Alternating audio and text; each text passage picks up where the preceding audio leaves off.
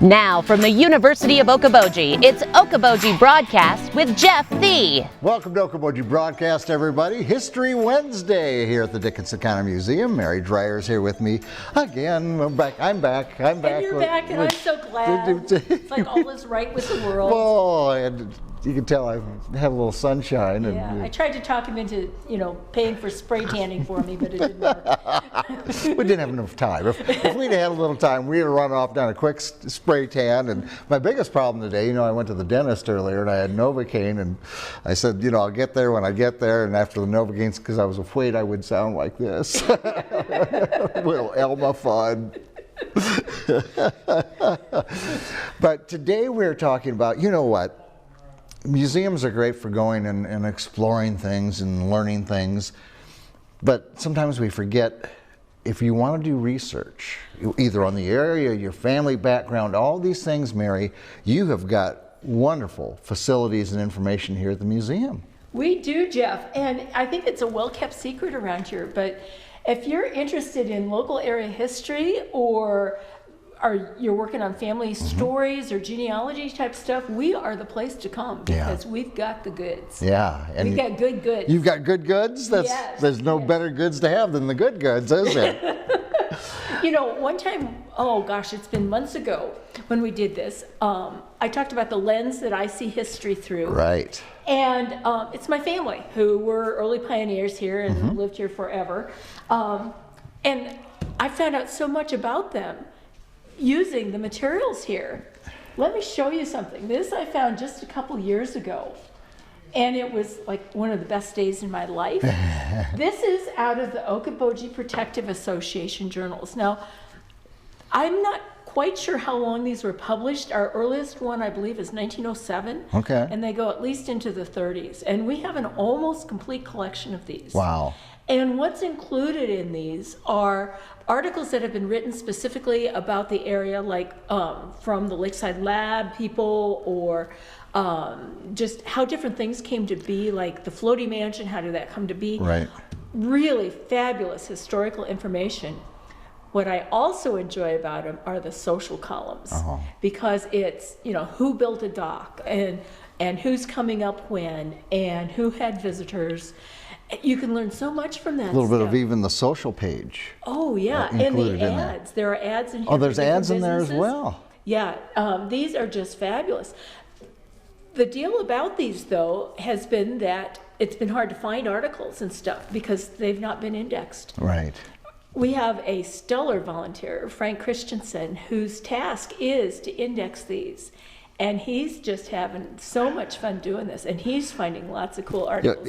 What's funny about that is it sounds like a job. We want you to index these books, and oh boy, that sounds like a job. Having fun doing it. Oh yeah. Every once in a while, while he's doing this, he'll read this little article. I posted something on Facebook about lemon races that the Okuboji Yacht Club did in 1911, and the consequences if you didn't find any lemons in the water, which involved going headfirst off the bow of a sailboat in front of an audience. Stuff like that. They played for keeps. Yeah. They played for keeps. But I was perusing these, oh gosh, a couple years ago. And again, they're not indexed, so I had to kind of go through them page by page. Right. And I came across this little article. It says, another fish story. There are two ladies of the Lake region who will celebrate July 15th each year in the same catalog with July 4th and the other legal holidays. With nothing but amateur fishing experience, Mrs. P. Ort of Manning and Mrs. P.O. Björnson, otherwise known as Grandma, of Milford, went out fishing on the eventful date, stating they would bring in a big one. Off Eagle Point, they had a strike, and without masculine assistance, now my grandma was shorter than me. Okay, She was a tiny woman. They pulled in a 16-pound pickerel measuring 42.5 inches long. So that article's in here, and also on the adjoining page is a photo of my uncle standing beside this fish, and it says the picture shows Ellis Björnson, 5 years old, the same height as the pickerel. Oh, wow. Many of the men who consider themselves professional anglers but who have not been able to land any of this size are strangely silent. Oh, I bet. Direct from the Okuboji Protective Association. And they did it without masculine assistance. Yes, yes, yes. That's, I learned a lot about my grandma yes. from this. Amazing. Who would have thought in the Okuboji Protective Association bulletin? And I'm just looking at, okay, so that year is 1921. 1921, Yeah. and then it says bulletin number 17. So is every year another bulletin, or is this? You know, I can't say that it's every year, Jeff, but it's most years. Okay. And our earliest one is 1907. Okay. And there are photographs in here, just all sorts of cool stuff. Let me see if I can find another article just quickly. Fishing conditions at Okoboji in 1911. Vacation religion, the morning watch. And these were written by different people on the board. Sure. There's an article about the end of game and sport in the region. There's also a directory of who lived where, what kind of docks they had, and how long they would stay here. And then, of course, did you know that there was a Beehive cash store in Spencer, Iowa? There's an ad for that here. Wait, isn't there a? There's the Beehive cash store. I wonder if it's the same. You gotta wonder that it just evolved. Yeah. From a cash store to a what? And here's an article about Breezy Point Conference Center, which I had never heard about. Never heard of that. And it was the YWCA. So there's an article about something never heard of. So anyway, we, as long as you wear gloves, we let you look at the actual copies of these. And we have had people come and just spend a day looking at these. They just get so fascinated. Yeah. Yeah, they're awesome. How's the indexing going? He's gotten 2 volumes done already, Okay. and he's been at it 2 weeks. Okay. So 1 a week. Well, he's on a tear. He's on a tear, and he's doing it. He's doing a spreadsheet, so we'll be able to cross-reference and everything. Wonderful. That's really cool. What other research are we doing here, Well, Mary? one of my favorite things here at the museum. Well, everything's a favorite thing, but one of my favorite research items is the old atlases. Oh, yeah. Now, this atlas must be from about 1920. Again, I was just leafing through because I like to do that kind of thing. And I came to, in 1920, the map of Okuboji Township, which is south and west of Milford. And lo and behold, I'm skimming and skimming and skimming and skimming. And here's a plot of ground owned by P.O. Björnson, my grandfather. Oh, my goodness. Right there along the Little Sioux River, right there in southwest of Milford. yellow and black, yeah. So now I know where his farm was. Yeah. And of course, after I read this, I had to drive out there and look at it. Wish he still had it. It's very cool ground. And it was just when we were looking at some of the headlines from the Dickinson County News here a couple weeks ago, it talked about the inception of the town of Okoboji. Yes. You know? Wasn't that the coolest thing? Yeah. How it got started. Yeah. Yeah. You know, and we have atlases. The earliest one is about 1870. Okay. Clear up to present. And you can find so much out.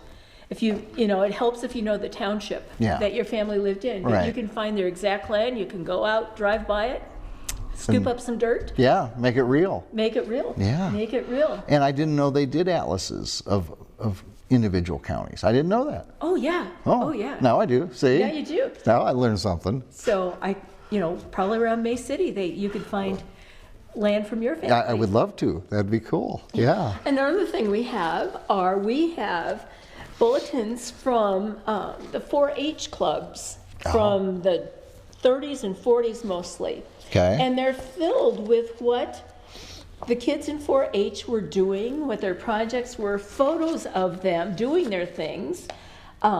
Here's a photo of a 4-H better grooming contest. That would go over well now. It's a shame I never got into that one. Yeah, and here's a play that they put on called Ruth and Naomi. Huh. But what's cool is we've had some of our elder citizens come in here, and they've been able to find pictures of themselves and their friends back when they were kids in 4-H Sure. in Dickinson County. And these cover the whole county. They're very cool. I Very would cool. love to take a look at something like that. You know, I had all sorts of family that did 4-H. They, showed their calves and took them to Clay County Fair and all that stuff. So these are your things. these are the thing. Another thing we have, this is just a random thing I pulled out. This is an assessment roll from 1932 Okay. of Westport Township. And in this, it says what different people owned. And back in 1932, Leland Fliss, who's a name you might recognize, the Fliss name around Sure, here. right. He had one 2-year-old colt, 4 horses that were 3 years old and older, a heifer that was 2 years, and 2 cows. Wow. And then they have their assessed value.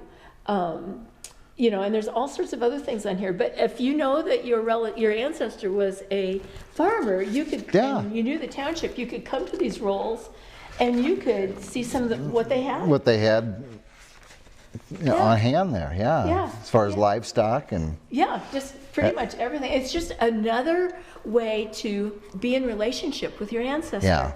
Yeah. To get another feel for who they were Yes. and what they did. And what their daily lives Exactly. were like, Exactly.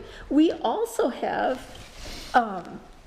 booklets and folders and things about different communities. Okay. Here's one on Montgomery. And we find out why Montgomery came into being.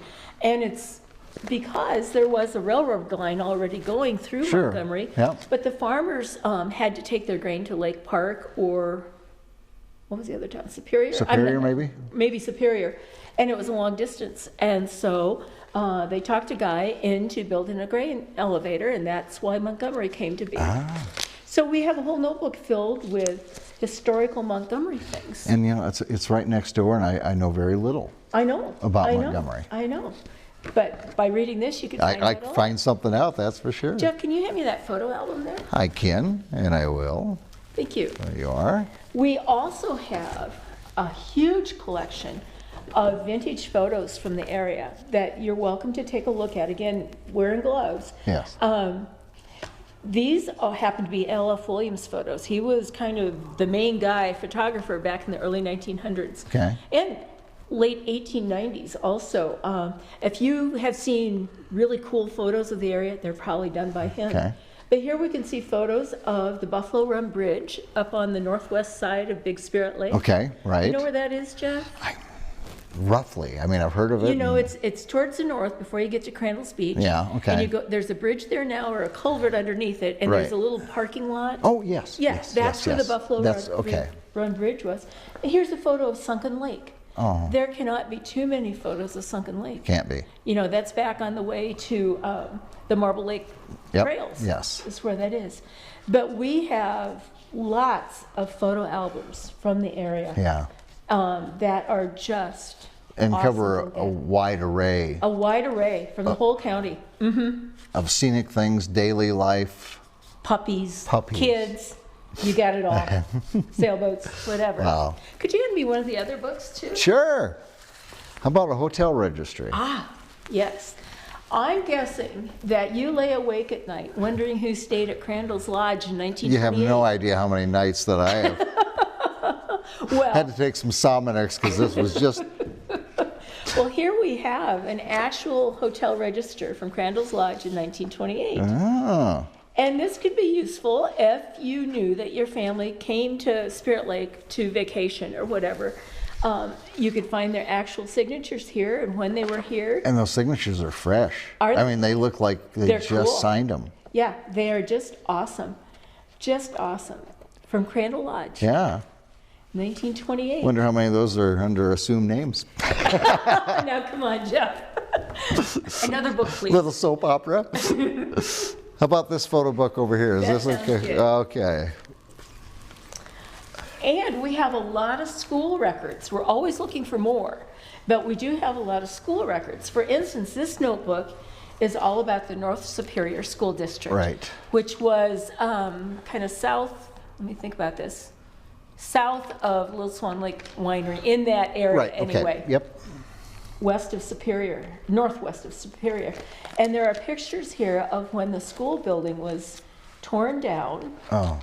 And there are other articles about things that happened at the school. Like here's a baccalaureate service from 1953. Wow. Lists the names. That's what's fun in a lot of these, is the names. And here we have a sheet that was done on a mimeograph machine. Yeah, I bet you're too young to remember Oh, no, those. no. I used to love the smell. I know, when they were still wet and you could smell them. They'd set them in your desk and everybody went. I know. So new technology is not always good, because that mimeograph was the living end if you love the smell. And the sound of it as you were hand cranking. But I do lots of impressions. I do mimeographs. That's about it. But if you're interested in any of the schools that your family has gone to, we probably have records or artifacts from them. Yeah. So just come in and tell us what you're interested in, and we can help you find the good stuff. The good stuff. Yeah. Boy. Anything else sitting here to my side that you want to? I think we're pretty good. Was that pretty good? Okay. I have something pretty cool to announce to you. Oh, yes. And that is that for the past few months, we have been working on cataloging our entire collection of artifacts. And what that means for everyone out here is that if you want to see Grandma's porcelain pitcher, we will be able to find it for you. Oh. This has never been cataloged before, and it's going to take like three lifetimes to do the whole thing. Yeah. But Sue Hayburn is in charge of doing this, and she's doing just a fabulous job. We are finding so many cool things. Oh, I bet you are. As she's doing this cataloging, but it's just another way that we can serve the county. Yeah. In being able to find the artifacts that you're interested in and keep track of what we've got. Yeah. And that is, it's so convenient because, I know the museum has received many things over the years, and well, thank you. We're going to set that over here. And it doesn't get chronicled. And this way we can document the stories behind an object, and it's really good. We started with our Abby Gardner Sharp collection, and the things that we have found through the cataloging process have been amazing. Wow. And now we know we have them. Yeah.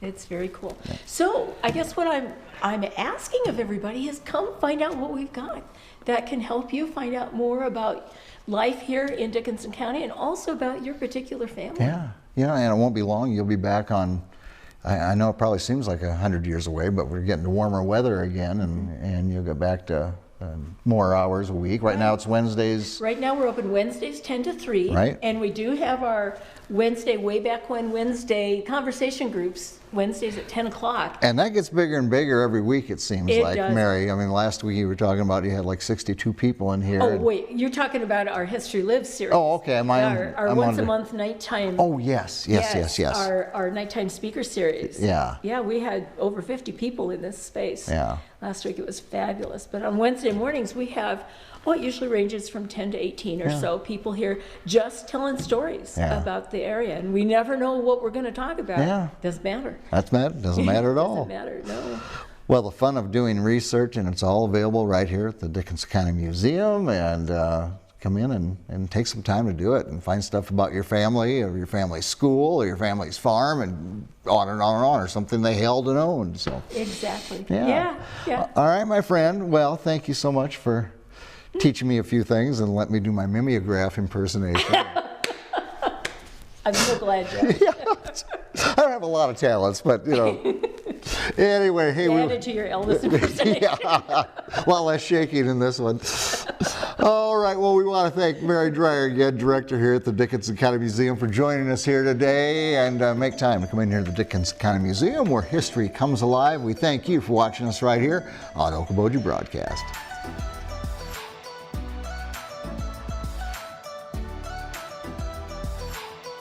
Okuboji Broadcast from the studios at historic Arnold's Park Amusement Park is brought to you in part by the Scott Troutman State Farm Agency in Spirit Lake, Quest Wealth Management, a financial advisory practice of Ameriprise Financial Services, advisor Jan Spielman, AJ Spielman, and Erica Wachholz, Ducky's Marine and Motorsports Repair in Spirit Lake, Bank Midwest, dream big, plan wisely, live well, Lakes Regional Healthcare and Avera Partner. Ruthven Locker at the Lake, where carnivores are welcome on Hill Avenue in Spirit Lake.